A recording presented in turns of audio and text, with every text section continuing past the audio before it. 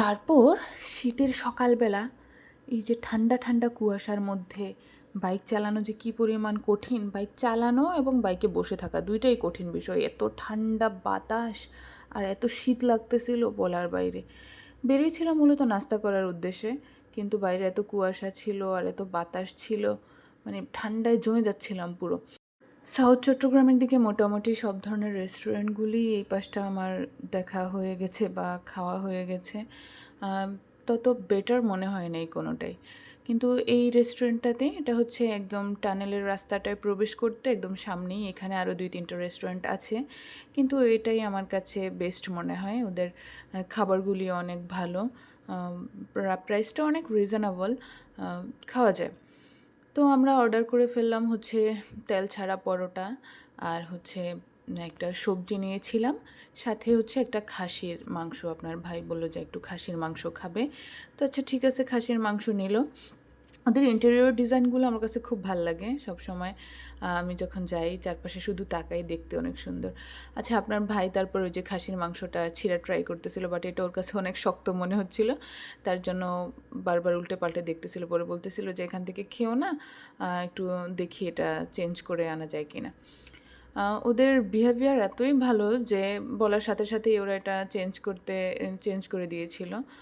আমরা একটু অপেক্ষা করছিলাম, ওটা যখন নিয়ে গেছিলো আমরা শুধু সবজিটা দিয়ে খাচ্ছিলাম বসে বসে। আপনার ভাই বলতেছিল, আহা এখনও আসতেছে না কেন খাসির মাংস, সে বসে আছে, ওই যে সামনে নাই, প্লেটটা নিয়ে গেছে। যাই হোক, খাবার তো ভালোই ছিল, সাথে ওদের আতিথেয়তা ছিল অসাধারণ।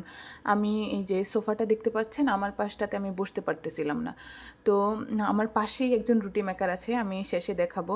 উনি রুটি বানাচ্ছিল, উনি ওই পাশ থেকে দেখতেছিল যে আমার বসতে মানে কমফোর্ট ফিল করতেছি না, তখন উনি এসে আমাকে এটা ঠিক করে দিয়ে গেছে। এই যে খাসির মাংস চলে আসছে, আপনার ভাই তো মহা খুশি। 2 পিস দিয়েছে, তখন একটা ছিল, এখন 2টা দিছে আর কি, পরিমাণে একই, চেঞ্জ করে দিছে। আচ্ছা যাই হোক, বিষয়টা হচ্ছে খাসির মাংসটা চেঞ্জ করে দিয়েছি ঠিকই, কিন্তু আগে যেটা ছিল আমার মনে হয় যে আগের থেকে ভালো পড়েনি। তো আপনার ভাই বললো বলার সাথে সাথে এখন চেঞ্জ করে দিছে, এখন আবার আবার কিছু বলা যাবে না, থাক যা দিছে তাই খাই আর কি। তো খাওয়া দাওয়া প্রায় শেষ, মানে খাবার এতই ভালো ছিল যে দুজন 2টা করে 4টা রুটি খেয়েছি। এখন বলতেছে যে হচ্ছে না, আরও খাবো। তখন আমি আরও 2টা রুটি অর্ডার করি। ওই যে এই ছেলেটা, ও হচ্ছিল আমাদের টেবিলে সার্ভ করতেছিল, ছেলেটা খুবই ভালো ছিল।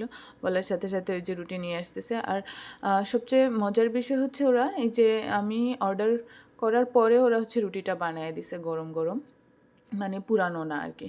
তো এই যে রুটিটা নিয়ে আসছে, আপনার ভাই আবার আমাকে আলাদা করে দিল। তো রুটি 2টা নিয়ে আসছে, আমাদের তো খাসিও শেষ, প্রায় সবজি শেষ, পরে আবার করলাম কি একটু ডাল আর সবজি মিক্স নিয়ে নিলাম। তো এটা দিয়ে রুটি টুটি খাওয়া শেষ করলাম।